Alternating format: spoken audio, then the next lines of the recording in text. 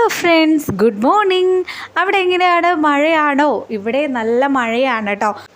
അപ്പോഴേ നമുക്ക് മൗനരാഗത്തിൻ്റെ ഇന്നത്തെ എപ്പിസോഡ് റിവ്യൂലോട്ട് പോവാം. ഇന്നത്തെ എപ്പിസോഡിൽ എന്തൊക്കെ കാര്യങ്ങളാണ് ഉണ്ടായിട്ടുള്ളത് എന്നതിനെക്കുറിച്ച് നമുക്ക് നോക്കാം കേട്ടോ. അപ്പോൾ ഇതുവരെ സബ്സ്ക്രൈബ് ചെയ്യാത്തവർ ഒന്ന് സബ്സ്ക്രൈബ് ചെയ്യുക. നമ്മുടെ വീഡിയോ ഇഷ്ടപ്പെടുകയാണെങ്കിൽ റിവ്യൂ ഇഷ്ടപ്പെടുകയാണെങ്കിൽ ലൈക്ക് ചെയ്യുക കേട്ടോ.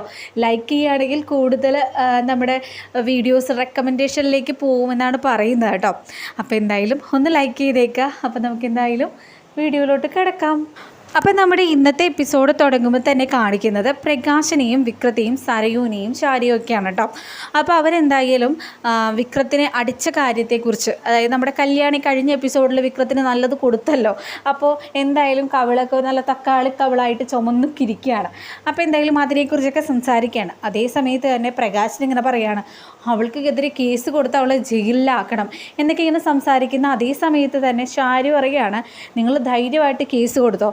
അപ്പോഴേക്കും വിക്രം പറയുകയാണ്, അല്ല കേസ് കൊടുക്കണമെങ്കിൽ കുറച്ച് പൈസയുടെ ചിലവൊക്കെ ഉണ്ടല്ലോ. കാരണം പോലീസ്, വക്കീൽ അവരെയൊക്കെ കാണണമെങ്കിൽ കുറച്ച് പൈസയുടെ ചിലവൊക്കെ ഉണ്ട്.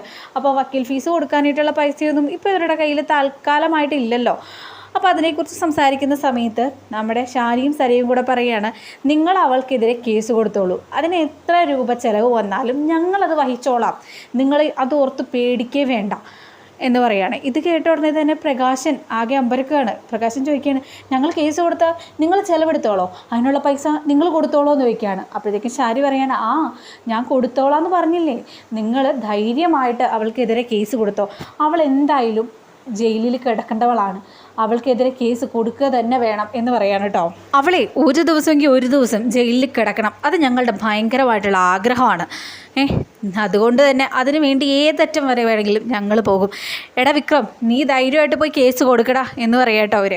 അത് പിന്നെ ആ പോലീസുകാരനെ അവരുടെ പക്ഷമല്ലേ വിക്രം ചോദിക്കുകയാണ് കേട്ടോ. അതേസമയം തന്നെ ഇവർ പറയാണ്, സരയും സാരിയും കൂടെ പറയാണ്, എടാ പോലീസുകാരൻ ആരുടെ പക്കമാണെങ്കിലും നിന്നെ അവളെ തല്ലിയില്ലേ, അവിടെ CCTV ക്യാമറ ഉണ്ടോയെന്ന് ചോദിക്കുകയാണ്. അപ്പോൾ ഉണ്ടെന്ന് പറയാണ്. അപ്പോഴേ അതിൽ പതിഞ്ഞിട്ടുണ്ടാവും വിഷ്വൽസൊക്കെ.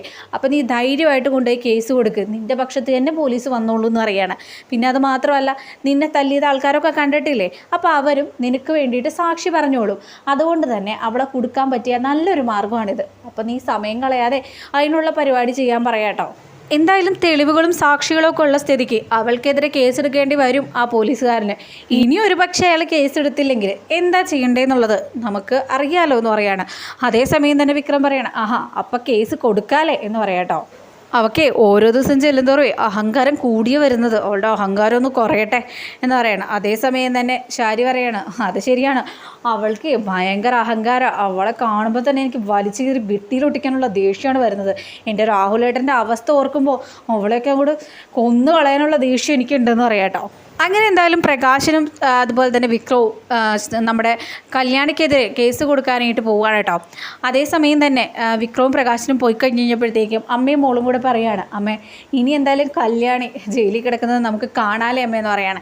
അപ്പോഴേക്കും ശാരി പറയാണ്, ഇനി എന്തായാലും നമുക്കത് കാണാം മോളെ എന്നിങ്ങനെ പറയാണ്. ഇനി അടുത്ത സീനിൽ കാണിക്കുന്നത് പോലീസ് സ്റ്റേഷനാണ് കേട്ടോ. അപ്പോൾ പോലീസ് സ്റ്റേഷനിൽ വിക്രവും അതുപോലെ തന്നെ പ്രകാശനും കൂടി പരാതി കൊടുക്കാനായിട്ട് പോവുകയാണ്. അതേസമയം തന്നെ പോലീസുകാരൻ ചോദിക്കുകയാണ്, ഇതാരാ വന്നിരിക്കുന്നത്, എന്താണാവോ രണ്ടുപേരും കൂടെ പോലീസ് സ്റ്റേഷനിലെന്ന് ചോദിക്കുകയാണ്. അതേസമയം തന്നെ ഇവർ പറയുകയാണ്, സാറേ ഞാൻ പരാതി തരാൻ വന്നതാണെന്ന് പറയുകയാണ്. അപ്പോഴേക്കും പോലീസ് ചോദിക്കുകയാണ്, അല്ല നിങ്ങൾക്കും പരാതിയോ? സാർ ഞങ്ങളുടെ പരാതി ഇതാണെന്നും പറഞ്ഞുകൊണ്ട് പരാതി അങ്ങ് കൊടുക്കുകയാണ്. അങ്ങനെ പോലീസുകാരന് ഇത് വായിക്കുന്ന സമയത്ത് കല്യാണിക്കെതിരെയാണെന്ന് മനസ്സിലാവുകയാണ്. അതേസമയം തന്നെ പോലീസുകാരൻ ചോദിക്കുകയാണ്, എടാ ഇതിൽ പറഞ്ഞിരിക്കുന്ന ഈ കല്യാണി നിൻ്റെ പെങ്ങളല്ലേടാ? അതെ സാറേ, എൻ്റെ പെങ്ങൾ തന്നെയാണ്. അതിരിക്കട്ടെ, അപ്പം നീ കല്യാണിക്കെതിരെയാണല്ലേ പരാതിപ്പെടാനായിട്ട് വന്നിരിക്കുന്നത്? എന്താ പ്രശ്നം? നിന്നെ തല്ലിയത് കൊണ്ട് കേട്ടോ, നീ എന്തെങ്കിലും തെറ്റ് ചെയ്തിട്ടായിരിക്കില്ലേടാ നിന്നെ അവൾ തല്ലിയത്? അപ്പോഴേക്കും വിക്രം പറയാണ്, ഇല്ല സാറേ, ഞാനൊരു തെറ്റും ചെയ്തിട്ടില്ല, വെറുതെ അവൾ എന്നെ തല്ലുകയാണ്.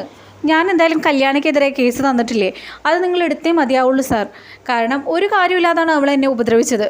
അപ്പോഴേക്കും പ്രകാശം പറയാണ്, ഇത് കണ്ടോ സാർ എൻ്റെ മോൻ്റെ കവിള് കിടക്കുന്നത്, അവൾ ചെയ്തു കൂട്ടിയതാണ് ഇതൊക്കെ. വിക്രം, ഞാനൊരു കാര്യം പറയട്ടെ, കല്യാണി മാഡം ഒരിക്കലും ഒരു കാരണമില്ലാതെ ഒരാളെ തല്ലാനായിട്ട് പോകുന്നൊന്നുമില്ല. പിന്നെ നിന്നെ അങ്ങനെ തല്ലിയിട്ടുണ്ടെങ്കിൽ തന്നെ നീ തക്കതായിട്ടുള്ള എന്തെങ്കിലും ഒരു കാരണം ഒപ്പിച്ചിട്ടുണ്ടാവും, അല്ലാണ്ടൊന്നും വെറുതെ കല്യാണി മാഡം അങ്ങനെ ചെയ്യുന്ന ഒരാളല്ല, അത് ഞങ്ങൾക്ക് അറിയാമെന്ന് പറയാൻ കേട്ടോ. അപ്പോഴേക്കും പ്രകാശം പറയാണ്, സാർ ദയവ് ചെയ്ത് ഞങ്ങളുടെ പരാതി നിങ്ങൾ എടുക്കണം. നിങ്ങൾ അവൾക്ക് പക്ഷം പിടിച്ച് സംസാരിക്കരുത്. എൻ്റെ മോനാണ് അവൾ തല്ലിയിരിക്കുന്നത്, അതും ഒരു കാരണവുമില്ലാതെ. ഞങ്ങൾ തന്നിരിക്കുന്ന ഈ പരാതി നിങ്ങൾ എടുത്തേ മതിയാവുള്ളൂ എന്ന് പറയാം കേട്ടോ. എന്തായാലും നിങ്ങൾ പുറത്ത് വെയിറ്റ് ചെയ്യും, ഞങ്ങൾ കേസൊക്കെ ഒന്ന് വായിച്ച് നോക്കട്ടെ, എന്നിട്ട് പരാതി എടുക്കാം എന്ന് പറയാണ്. അങ്ങനെ കുറച്ച് സമയം കഴിയുമ്പോഴത്തേക്കും നമ്മുടെ കല്യാണി ഒരു വക്കീലിനെയും കൂട്ടിയിട്ട് പോലീസ് സ്റ്റേഷനിലേക്ക് വരികയാണ് കേട്ടോ. അപ്പോഴേക്കും പ്രകാശം പറയാണ്, ദേടാ കല്യാണിയാണല്ലോ അവിടെ വരുന്നത്, അവൾ ദേ ഒരു വക്കീലിനെയും കൊണ്ടാണല്ലോ വരുന്നതെന്ന് പറയാണ്. അപ്പോഴേക്കും വിക്രം പറയാണ്, അത് തന്നെ, അവളെ അറിയിക്കാൻ വേണ്ടിയിട്ടാണ് അയാൾ കുറച്ച് നേരം വെയിറ്റ് ചെയ്യേ പുറത്ത് നിൽക്കാൻ പറഞ്ഞത്. അപ്പോൾ അവളെ അറിയിച്ചിട്ടുണ്ട് കാര്യങ്ങൾ. എന്തായാലും അവൾ വരട്ടെ, ഇന്നിപ്പോൾ നമ്മുടെ ഭാഗത്ത് തന്നെയായിരിക്കും അവൾ കാര്യങ്ങൾ നിൽക്കുക, കാരണം തെളിവുകളൊക്കെ നമുക്ക് അനുകൂലമല്ലേ അച്ഛാ എന്നിങ്ങനെ പറയാം കേട്ടോ. കല്യാണിയാണെങ്കിൽ ദേഷ്യത്തിൽ രണ്ടുപേരെ നോക്കുക കേട്ടോ. അതേസമയം തന്നെ വിക്രത്തിനോട് പ്രകാശം പറയണേ, എടാ വിക്രമേ, നീ കണ്ടില്ലേടാ, അവൾ നേരത്തെ എൻ്റെ മുഖത്ത് പോലും നോക്കില്ലായിരുന്നു, ഇപ്പോൾ അവളുടെ അഹങ്കാരം കണ്ടില്ലേ എന്ന് വയ്ക്കുകയാണ്. അതേസമയം തന്നെ വിക്രം പറയാണ്, പിന്നല്ലാതെ ഇവളുടെയൊക്കെ വിചാരം ഇവളെ ലോകം പിടിച്ചടക്കി എന്നുള്ള വിചാരത്തിലാണ് നമ്മളോടൊക്കെ ഇങ്ങനെ കാണിക്കുന്നതെന്ന് പറയാണ്. അതേസമയം തന്നെ കല്യാണി വിക്രത്തിനോടും പ്രകാശിനോടും പറയാണ്, അതേടാ, ഞാൻ ലോകം പിടിച്ചടക്കി എന്നുള്ള അഹങ്കാരം എനിക്കുണ്ട്. അതെ, നിങ്ങളെൻ്റെ ശബ്ദം കളഞ്ഞിട്ടും അതെനിക്ക് തിരിച്ചു കിട്ടി. അതുപോലെ തന്നെ നല്ലൊരു ഭർത്താവിനെ, നല്ലൊരു കുടുംബവും എനിക്ക് കിട്ടി. അതുകൊണ്ട് തന്നെ ഞാൻ വിചാരിക്കുന്നതേ ലോകം കീഴടക്കി ഞാൻ തന്നെയാണ്. അതുകൊണ്ട് എനിക്കിത്തിരി അഹങ്കാരമൊക്കെ ഉണ്ടാവും എന്ന് കല്യാണി പറയാട്ടോ. എടാ, നീ കാത് തുറന്ന് കേട്ടോ, നിന്നെപ്പോലെ മോഷണവും പിടിച്ചു പറയും തൊഴിലായിട്ട് നടക്കുന്നവളല്ല ഞാൻ. അതുപോലെ തന്നെ നീ മോഷ്ടിക്കുകയും ചെയ്ത് ഒരാളുടെ തലക്കടിച്ച് അയാളെ വീഴ്ത്തുകയും ചെയ്തു എന്ന് പറയാണ്. അതേസമയം തന്നെ വിക്രം ആകെ കൂടെ ഞെട്ടുകയാണ്. കാരണം ദൈവമേ, ഇനി എല്ലാ കാര്യവും പൊളിയോ എന്നുള്ളത് ഞെട്ടലാണ്. അതേസമയം തന്നെ വിക്രം അച്ഛനോട് പറയാണ്, അച്ഛാ ഇവളിത് എന്തൊക്കെയാ അച്ഛാ ഈ പറയുന്നേ? എടാ നീ വിഷമിക്കൊന്നും വേണ്ട, അവൾ എന്തെങ്കിലും പറയട്ടെ, അവൾക്ക് നിന്നോട് അസൂയയാണെന്ന് പറയണം. അപ്പോഴത്തേക്കും കല്യാണി പറയാണ്, അതെ, നിങ്ങൾക്ക് നിങ്ങളുടെ മോനെക്കുറിച്ച് യാതൊന്നും അറിയാത്തതുകൊണ്ടിട്ടാണ്. ഇവ മോഷണവും നടത്തിയിട്ടുണ്ട്, മോഷ്ടിക്കുന്നതിനിടയിൽ ഒരാളുടെ തലക്കടിച്ച് വീഴ്ത്തുകയും ചെയ്തിട്ടുണ്ടെന്ന് പറയാട്ടോ. നിങ്ങൾക്ക് നിങ്ങളുടെ മോനെക്കുറിച്ച് യാതൊന്നും അറിയില്ല. നിങ്ങൾ എന്നെ ഉപദ്രവിച്ച സമയത്ത് ഇവനെ പഠിപ്പിച്ച് നല്ല രീതിയിൽ വിദ്യാഭ്യാസവും സുഖവും ഇവന് കൊടുത്തു. പക്ഷെ ഇവൻ ഡിഗ്രി തോറ്റു. എന്നെ നിങ്ങൾ പഠിപ്പിച്ചിട്ടില്ലെങ്കിലും ഇവൻ്റെ അത്രയും വലിയ വിദ്യാഭ്യാസം എനിക്കില്ലെങ്കിൽ പോലും എനിക്ക് നന്നായിട്ട് ഇംഗ്ലീഷൊക്കെ സംസാരിക്കാൻ അറിയാം. ഇവൻ്റെ അത്രയും ഫ്ലുവൻസി ഒന്നും എനിക്കില്ലെങ്കിൽ പോലും അത്യാവശ്യം എല്ലാ മീറ്റിങ്ങുകളിലും പങ്കെടുക്കുന്ന ഒരാളാണ് ഞാൻ.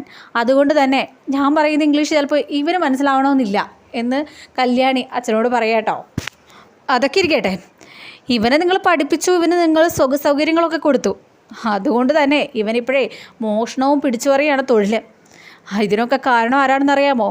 ഇവനെ ഇങ്ങനെയാക്കി മാറ്റിയത് നിങ്ങൾ മാത്രമാണ്, നിങ്ങൾ ഒറ്റൊരുത്തൻ. കല്യാണിയാണെങ്കിൽ വിരൽ ചൂണ്ടിയാണ് കേട്ടോ നമ്മുടെ പ്രകാശിൻ്റെ അടുത്ത് സംസാരിച്ചത്. അതേസമയം തന്നെ പ്രകാശൻ പറയാണ്, എടി കല്യാണി, നീ കൈമാറ്റടി, എൻ്റെ നേരെ നീ വിരൽ ചൂണ്ടി സംസാരിക്കാനും മാത്രം ധൈര്യം ഉണ്ടോ നിനക്ക് എന്ന് വയ്ക്കുകയാണ്. അതേസമയം തന്നെ കല്യാണി പറയാണ്, ഞാൻ വിരൽ ചൂണ്ടി സംസാരിക്കും നിങ്ങളോട്, കാരണം നിങ്ങൾ അത്രയും വൃത്തികെട്ട ഒരു മനുഷ്യനാണ്. പിന്നെ അത് മാത്രമല്ല, അത്രയും വൃത്തികെട്ട രീതിയിൽ മകനെ വളർത്തി വെച്ച് അവൻ്റെ ജീവിതം നശിപ്പിച്ച ഒരു അച്ഛനാണ് നിങ്ങൾ. അപ്പം നിങ്ങളോട് സംസാരിക്കാൻ എനിക്ക് അവകാശമുണ്ട് എന്ന് പറയാട്ടോ കല്യാണി. അതെ, ഞാനിവനെ തല്ലിയിട്ടുണ്ടെങ്കിൽ കാരണമുണ്ട്. സോണി മറ്റൊരാളെ വിവാഹം കഴിക്കുമെന്ന് നീ വിചാരിച്ചില്ല അല്ലേ? സോണിയാണെങ്കിൽ ആൽബേട്ടിനെ കല്യാണം കഴിച്ചപ്പോൾ സഹിച്ചില്ലല്ലേടാ. അതിന് വേണ്ടിയിട്ട് നീ സോണിയുടെ വീട്ടിൽ തന്നെ കയറി അവിടെ നിന്ന് സ്വർണ്ണം അടിച്ചു മാറ്റി ആൽബേട്ടിനെ അടിച്ചും വീഴ്ത്തി അല്ലേടാ. എടി, നീ ആവശ്യമില്ലാതെ അനാവശ്യങ്ങൾ വിളിച്ച് പറയരുതെന്ന് പറയാണ്. അപ്പോഴത്തേക്കും കല്യാണി പറയണം, ഓ, ഞാൻ പറയുന്നതാണോ അനാവശ്യം? നീ ചെയ്യുന്നതല്ലല്ലേ. എന്തൊക്കെയാണെങ്കിലും നീ ഇനി രക്ഷപ്പെടാൻ പോകുന്നില്ലടാ, നീ ഇതിൽ കുടുങ്ങുക തന്നെ ചെയ്യും എന്ന് പറയാണ് കേട്ടോ. എടി, ആരാണിപ്പോൾ കുടുങ്ങാൻ പോകുന്നതെന്നുള്ളതേ നമുക്ക് നോക്കാം. എൻ്റെ മോനെ തല്ലിയ നീയാണോ അല്ലെങ്കിൽ ഒന്നും അറിയാത്ത എൻ്റെ മകനാണോ എന്നുള്ളത്. അങ്ങനെ അങ്ങോട്ടും ഇങ്ങോട്ടും നല്ല രീതിയിൽ ഒച്ചപ്പാടും ബഹളമൊക്കെ നടക്കുകയാണ് കേട്ടോ. പോലീസുകാരൻ എന്തായാലും കല്യാണീനെ കണ്ടു കഴിഞ്ഞപ്പോഴത്തേക്കും കല്യാണീനോട് ഇരിക്കാൻ പറയാണ്. മാഡം, വിക്രം എന്തായാലും മാഡത്തിനെതിരെ കേസ് തന്നിരിക്കുകയാണ്, അപ്പോൾ അതിനെക്കുറിച്ച് സംസാരിക്കാനാണ് മാഡത്തിനെ ഞാൻ വിളിപ്പിച്ചതെന്ന് പറയാൻ കേട്ടോ. അതെ സാർ, എനിക്കെതിരെ ഇവൻ കേസ് കൊടുക്കും എന്നുള്ളത് എനിക്കറിയായിരുന്നു. കാരണം ഞാൻ ഇവന് വേണ്ടിയിട്ട് ഇവനെ തല്ലുന്ന സമയത്ത് ഇവൻ നിന്നുകൊള്ളുമായിരുന്നു. മാത്രമല്ല, ഞാൻ അടിച്ചടി ഇവൻ്റെ കവളത്ത് കിടക്കുന്നുണ്ടല്ലോ. അപ്പോൾ തീർച്ചയായിട്ടും ഇതിനെ പൊക്കിപ്പിടിച്ചുകൊണ്ട് ഇവൻ്റെ അച്ഛൻ കേസ് കൊടുക്കാൻ വരുമെന്നും ചോദ്യം ചെയ്യുമെന്നൊക്കെ എനിക്ക് അറിയായിരുന്നു എന്ന് പറയാം കേട്ടോ. അല്ല മാഡം, ഇപ്പോൾ നിങ്ങൾക്കെതിരെ കേസ് തന്നിരിക്കുകയാണ്, അപ്പോൾ നമുക്ക് ആക്ഷൻ എടുത്തേ മതിയാവുള്ളൂ. അത് സാരമൊന്നുമില്ല, നിങ്ങൾ എടുത്തോളൂ. കാരണം ആരുടെ ഭാഗത്താണ് ന്യായം എന്നുള്ളത് കണ്ടുപിടിക്കുക തന്നെ വേണമല്ലോ. സാറേ, നമുക്ക് ജാമ്യം കിട്ടുമല്ലോ അല്ലേ എന്ന് ചോദിക്കുകയാണ്. അപ്പോഴത്തേക്കും സാർ പറയാണ്, തീർച്ചയായിട്ടും നമുക്ക് ജാമ്യം കിട്ടും, നമ്മളതിനുള്ള വഴികൾ കണ്ടുപിടിക്കുമല്ലോ. കാരണം ഇവനെ പോലുള്ളവരെ ഒന്നും വളർത്തിയെടുക്കാൻ പറ്റില്ലല്ലോ മാഡം. എന്തായാലും കല്യാണി മാഡം ഇതിലൊന്ന് സൈൻ ചെയ്തേക്ക്, ബാക്കി കാര്യങ്ങളൊക്കെ ഞങ്ങൾ നോക്കിക്കോളാം എന്ന് പറയണം. അപ്പോഴത്തേക്കും കല്യാണി സൈൻ ചെയ്ത് കൊടുക്കുകയാണ്. അതേസമയം തന്നെ ബാക്കി കാര്യങ്ങളെക്കുറിച്ചിട്ടൊക്കെ നമുക്ക് പിന്നീട് സംസാരിക്കാമെന്ന് പറഞ്ഞുകൊണ്ട് നമ്മുടെ കല്യാണിയും അതുപോലെ തന്നെ വക്കീലും കൂടെ ഇറങ്ങി പോവാണ് കേട്ടോ. അടുത്ത സീനിൽ നമ്മുടെ കിരണിനെയും കല്യാണിനെയാണ് കാണിക്കുന്നത്. അപ്പോൾ കിരൺ കല്യാണിയോട് ചോദിക്കുകയാണ്, കല്യാണി നീ എന്തിനാണ് ഇങ്ങനെയൊക്കെ കാണിച്ചു കൂട്ടിയത്? നിനക്ക് എന്തിൻ്റെ ഇടയായിരുന്നു കല്യാണി? നമുക്ക് എന്തായാലും ഇത് വാദിക്കാനായിട്ടൊരു വക്കീലിനെ വെക്കാം എന്ന് പറയുകയാണ്. അതേസമയം തന്നെ കല്യാണി പറയുകയാണ്, വേണ്ട കിരണേട്ടാ, വക്കീലിൻ്റെ ആവശ്യമൊന്നുമില്ല, എന്തായാലും ഞാൻ തന്നെ വാദിച്ചോളാം എന്ന് പറയുകയാണ്. അപ്പോഴേക്കും കിരൺ പറയണത്, നീ വാദിക്കാനോ? അതിന് നിനക്ക് അതിൻ്റെ റൂൾസും റെഗുലേഷൻസും ഒക്കെ അറിയുമോ എന്ന് ചോദിക്കുകയാണ്. അപ്പോഴത്തേക്കും കല്യാണി പറയുകയാണ്, എനിക്കറിയാം കിരണേട്ടാ, സ്വന്തം കാര്യങ്ങൾ സ്വന്തമായിട്ട് വാദിക്കാം എന്നുള്ളതിനെക്കുറിച്ച് എനിക്ക് നന്നായിട്ട് അറിയാം. ദേ കല്യാണി, ഞാനൊരു കാര്യം പറയട്ടെ, നീ വിക്രത്തിനെ തല്ലിയതിന് സാക്ഷികളും തെളിവുകളും ഒക്കെ ഉണ്ട്. പക്ഷേ നമ്മുടെ ആൽബിയെ വിക്രമാണ് ചെയ്തത് എന്നതിനെ പറയാനായിട്ട് അല്ലെങ്കിൽ എന്തിനെ തെളിയിക്കാനായിട്ട് നമ്മുടെ കയ്യിൽ യാതൊരു തെളിവുകളും ഇല്ല കല്യാണി. പിന്നെ നീ എങ്ങനെയാണ് വാദിക്കാനായിട്ട് പോകുന്നത്? നമുക്ക് കുടുംബ വക്കീലുണ്ടല്ലോ, നമുക്ക് അയാളെ കേസ് ഏൽപ്പിക്കാം എന്ന് പറയാണ്. അപ്പോഴേക്കും കല്യാണി പറയാണ്, അത് വേണ്ട കിരണേട്ടാ, അവനെതിരെ വാദിക്കാൻ ഒരു വക്കീലിനെ വെക്കേണ്ട കിരണേട്ടാ, എനിക്കറിയാം എന്ത് പറയണം എന്നുള്ളത്. പിന്നെ എനിക്ക് നല്ല കോൺഫിഡൻസ് ഉണ്ട് കിരണേട്ടാ. പക്ഷേ ഇതൊക്കെ വാദിക്കുന്നതിന് കിരണേട്ടൻ്റെ സഹായം എനിക്ക് ആവശ്യമുണ്ട്. അത് മാത്രം കിരണേട്ടൻ ചെയ്തു തന്നാൽ മതി എന്ന് പറയാം കേട്ടോ. കിരണേട്ടൻ നിങ്ങളെന്നെ ഒന്ന് വിശ്വസിക്കുക, ഞാൻ തീർച്ചയായിട്ടും വാദിക്കും. എൻ്റെ കൂടെ നിങ്ങളൊന്ന് നിന്ന് തന്നാൽ മതി എന്ന് പറയാം കേട്ടോ. അതേസമയം തന്നെ കിരൺ പറയാണ്, കല്യാണി ഞാൻ പറയുന്നത് നീ ഒന്ന് മനസ്സിലാക്കുക. അവനെതിരെ നമുക്ക് മതിയായിട്ടുള്ള തെളിവുകളൊന്നുമില്ല, അതുകൊണ്ടാണ് ഞാൻ നിന്നോട് ഇങ്ങനെ പറയുന്നത്. കല്യാണി, ഞാൻ പറയുന്നത് നിനക്ക് മനസ്സിലാവുന്നുണ്ടോ? കിരണേട്ടാ, നിങ്ങൾ പറയുന്നതൊക്കെ എനിക്ക് മനസ്സിലാവുന്നുണ്ട്. പക്ഷേ അവന് ഇനി പുറം ലോകം കാണിക്കരുത്. അതിന് വേണ്ടിയിട്ട് ഞാൻ തന്നെ വാദിക്കണം കിരണേട്ടാ, എനിക്ക് അതിന് സാധിക്കൂ എന്ന് കല്യാണി പറയാട്ടോ. കിരണേട്ടൻ ധൈര്യമായിട്ടിരിക്കുക, അവനെതിരെ എന്ത് പറയണം എന്ത് വാദിക്കണമെന്നുള്ളത് എനിക്ക് നന്നായിട്ട് അറിയാം, ടെൻഷൻ ആവണ്ട എന്ന് പറയാട്ടോ. അതേസമയം തന്നെ നമ്മുടെ കിരണം വിചാരിക്കുകയാണെങ്കിൽ പിന്നെ കല്യാണിയുടെ കൂടെ നിൽക്കാൻ തന്നെ വിചാരിക്കുകയാണ് കേട്ടോ. അപ്പോൾ ഇത്രയും കാര്യങ്ങളാണ് ഇന്നത്തെ എപ്പിസോഡിൽ കാണിച്ചിരിക്കുന്നത്.